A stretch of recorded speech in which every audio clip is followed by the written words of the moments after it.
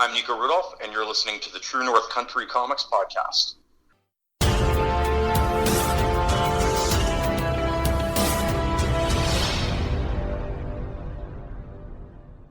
Welcome to a special edition of the True North Country Comics Podcast, dedicated to promote Canadian comic book creators and supporters.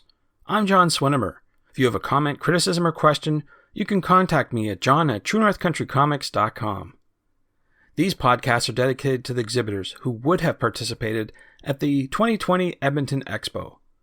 Edmonton Expo is an annual convention that celebrates the fun of pop culture, including comic book artists, writers, and creators from Canada and the United States. On this episode, I chat with Nyko Rudolph. The podcast is available on Apple Podcasts and Google Podcasts. Nyko is an illustrator from Winnipeg, Manitoba. He got his start in the arts by designing show posters, album covers, and merchandise for bands in the local Winnipeg music scene. After taking the leap, he committed his efforts to a full-time art career, with tons of new prints, merchandise, and with graphic novels and comics in the works. But not at his drawing desk, Nyko is on the road, bringing his special flavor of art to the Canadian masses through an eclectic mix of propaganda-style, anthropomorphic animals, old-school 3D, and film noir. So, without further ado, here's my chat with Nyko Rudolph. Nyko Rudolph, thank you very much for taking time to chat with me. Oh, thanks for having me, John. Super. What I usually do to start off the interview is ask a creator about their first comic book. So I'm wondering if you remember, what was the first comic book that you read?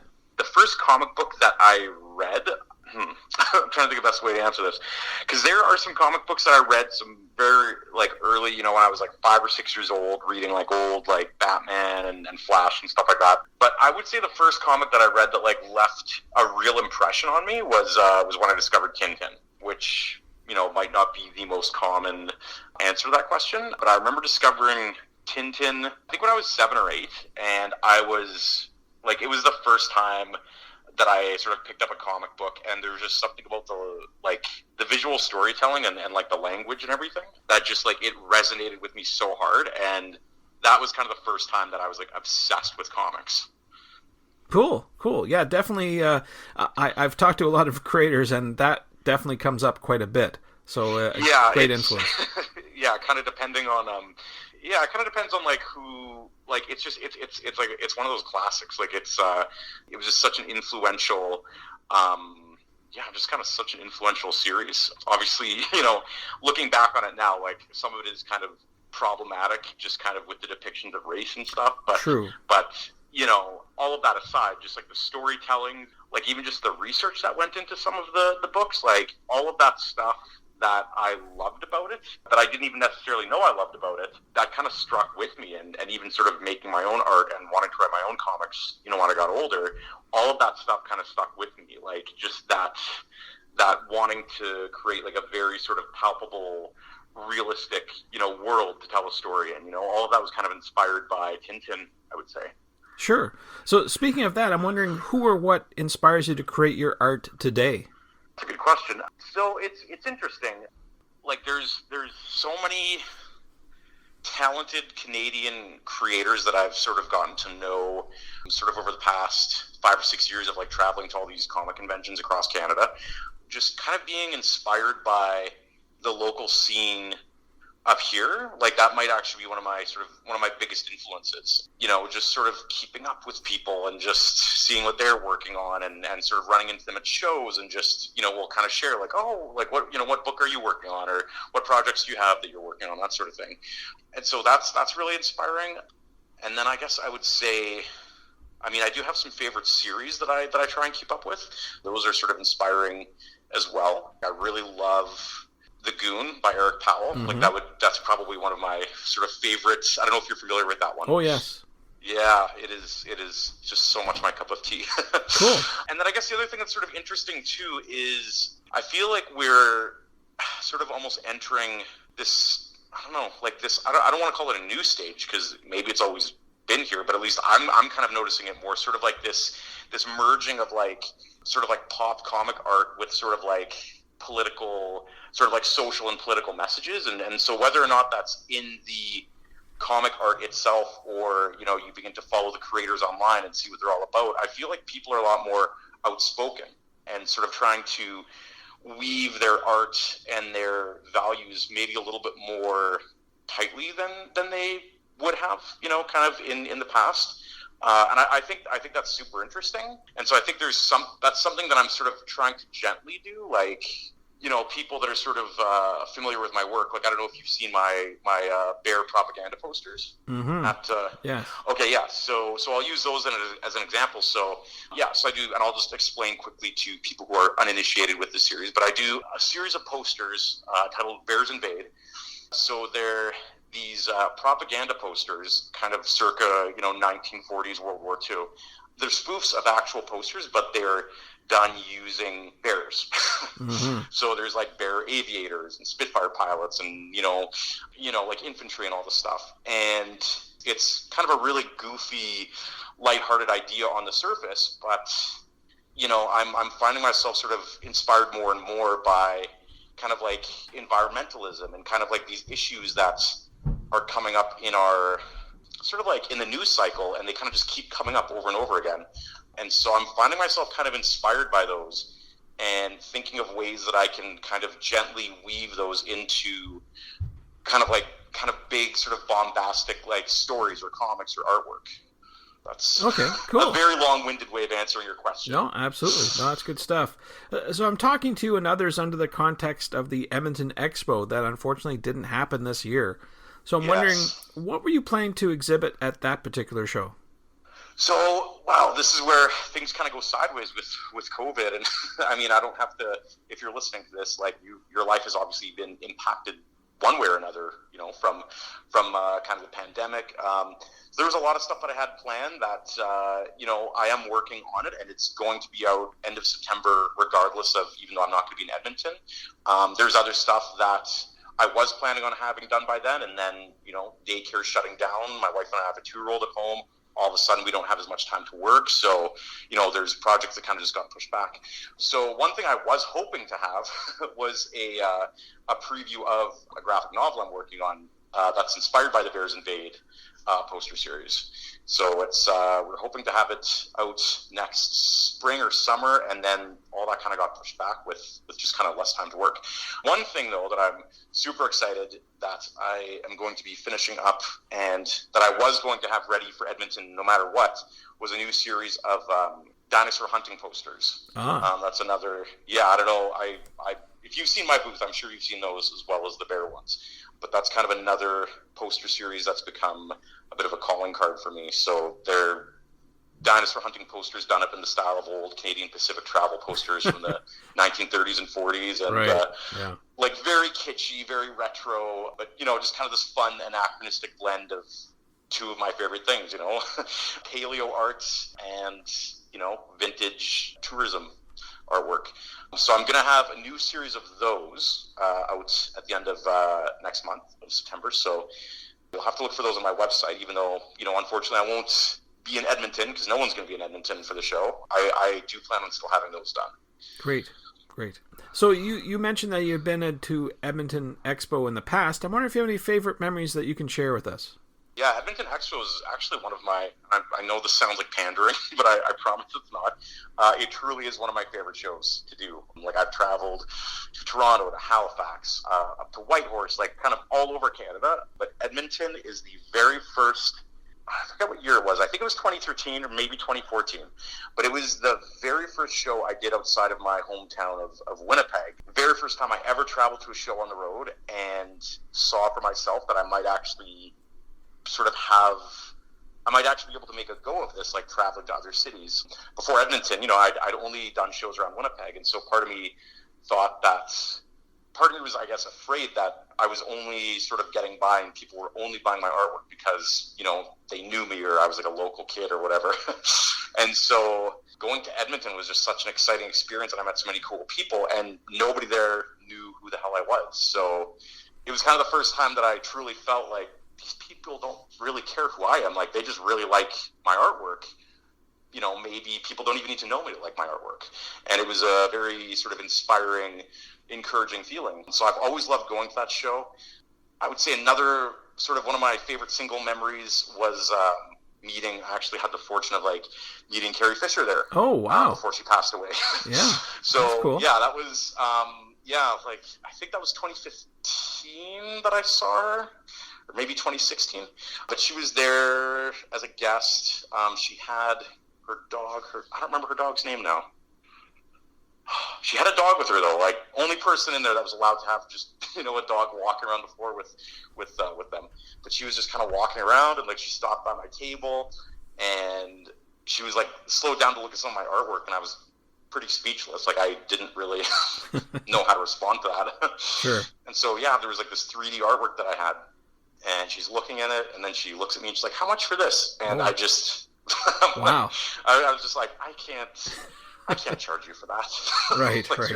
Your royalty, and I was like, I can't charge you. I'm like, I would love to get a photo with you if you were comfortable with that. And she's like, oh, sure, let's do it. So yeah, like one of my sort of best memories of that show was getting sort of a candid photo with Carrie Fisher in front of my art booth. Kind of just, one of those memories where very serendipitous, like there wasn't really anything I could have done to have planned it. It just kind of happened because I was there and she was there, and yeah, like I'll always remember that. And and grinning like an idiot for a half hour after she left. Like I could just not stop, smiling. That's a great memory for sure. Absolutely. Yeah. So I want to switch gears slightly here and talk a bit about your creative process. I'm wondering if you could walk me through how you go from initial concept to the finished page.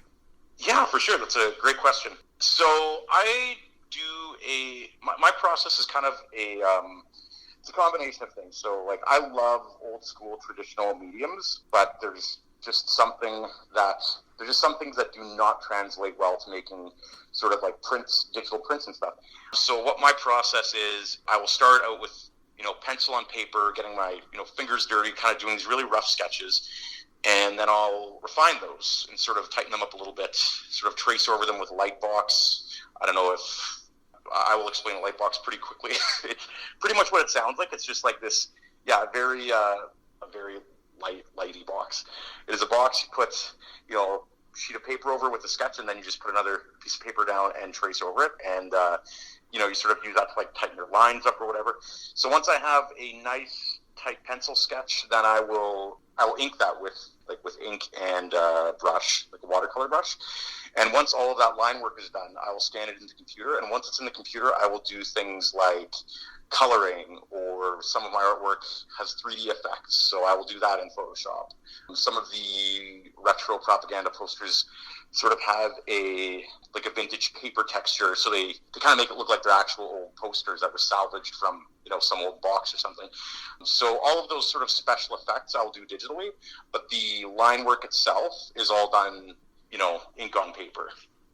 So it's a hybrid approach that you take to this. Yeah, exactly. And it's interesting because I used to be very, very anti-technology. I used to have this weird chip on my shoulder that, if it's real art, like you don't do art with computers. Like, that's not real art. And, I sort of, I began dating, who's now my wife, but, I was dating this graphic designer, and that was not an attitude that she really cared to hear. As someone, she's like, what's your problem? Like, it's just another toolbox. And I'm like, yeah, but, what, you mess up and you just, click undo? Like, that's not art. And she's like, what are you talking about? Like, that means you can be way bolder. You can try way more. You can try out different things without ruining your art, like before Photoshop, I would have a piece fully inked, and then I would be going to, do watercolor or colored pencil to color it, and like I use a color that was maybe the wrong one, and it kind of threw the whole piece off, and then it was just ruined, like there wasn't really any way to salvage it. And like that's kind of my favorite thing about Photoshop or sort of any digital, sort of coloring programs, is like you can try out different things without the fear of like wrecking everything, without wrecking the original. Once I kind of realized that, it's not any more or any less, a tool than a paintbrush. Like it's how you wield it. Like there's still a learning curve. You still have to learn techniques and all this stuff. Once I realized that, I really kind of fell in love with all of the different techniques and everything that it would sort of allow my art to do. And it's helped me immensely. Like there's a very clear sort of before and after, if I could hold up, like two pieces of artwork, like this was what I was doing before Photoshop and here's after, like it's such a, undeniable difference. Cool. Good stuff. Good stuff. Yeah. Well, you've talked a bit about some of the projects you have in the works with the dinosaur project. I wonder if you have any other projects coming down the road that you can talk about. Yeah. So as I mentioned a little bit before, Bears Invade, the graphic novel, that's going to be coming out hopefully sooner than later from Renegade Arts Entertainment. They're a Canmore-based graphic novel publishing company here in Canada. They do fantastic books, and so I had the chance to meet Alexander Finbow, who's the president at, it may have actually been at the Edmonton Expo, and so he saw these bear posters that I was doing, and he was really curious about them, and so he asked me if I'd be interested in sort of adapting this series of like a, kind of this idea of like a weird 1940s post-war Canada overtaken by bears. Mm-hmm. If I'd want to turn that into, sort of write a graphic novel story around that. So I'm finishing up the script for that. So that's kind of the biggest thing that I'm trying to put all my energy into. But I'm also sort of trying to get some other irons in the fire, especially with, there's no convention. So how do creators and audiences kind of reach out and kind of connect and everything? And so like that's the big project I have in the works right now, but I've also started a Patreon to do sort of a and so that's, I don't know if you're familiar with that platform at all. Yeah, it's quite useful, that's for sure, for many creators. Like it's very cool. I have what I sort of did with my stuff is I started a monthly postcard subscription, because I have sort of very specific themes that I draw. Like I draw the bears, I draw the dinosaurs.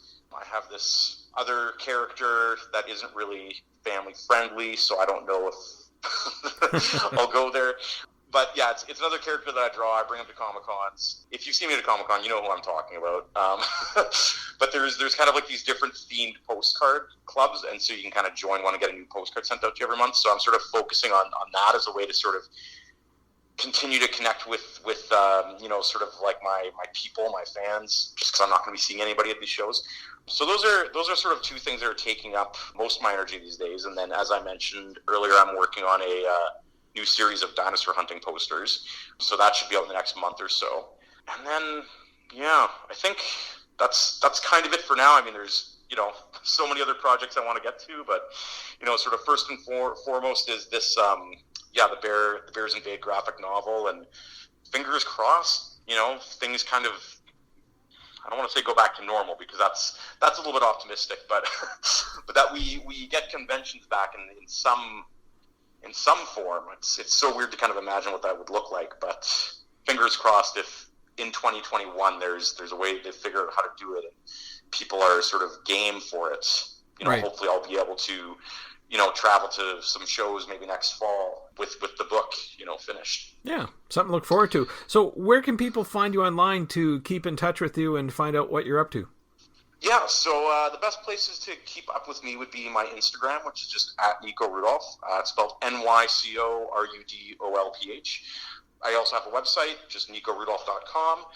And then postcard subscription that I was mentioning earlier, you can find that on Patreon. That link is just patreon.com/Nyko Rudolph. So those are three best places to sort of keep up with me and my creative work. Sounds good. Well, Nyko, those are all the questions I have for you, but I'm wondering if there's something I didn't ask that you'd like to get across in this interview. Yeah, I hope everybody out there is doing kind of just hanging in there, and I'm sure there's plenty of people sort of missing Comic-Cons as much as I am, and the Edmonton one, and just all of them, and wishing everybody out there the best, and hopefully we will get to catch up again at a show very soon. Thanks to Nyko for the chat. You can discover more about Nyko on Twitter and Instagram at Nyko Rudolph and online at NykoRudolph.com. And thanks to you for listening to the True North Country Comics podcast. If you haven't done so already, please subscribe to and like this podcast on Apple Podcasts, and please leave a good rating. Also check out the TrueNorthCountryComics.com website and follow along on Twitter at True North Comics. Please send your feedback to John at TrueNorthCountryComics.com. Thanks again for listening, and come back soon for another episode. Bye for now. True North Country Comics Podcast is copyright True North Country Comics, copyright 2020.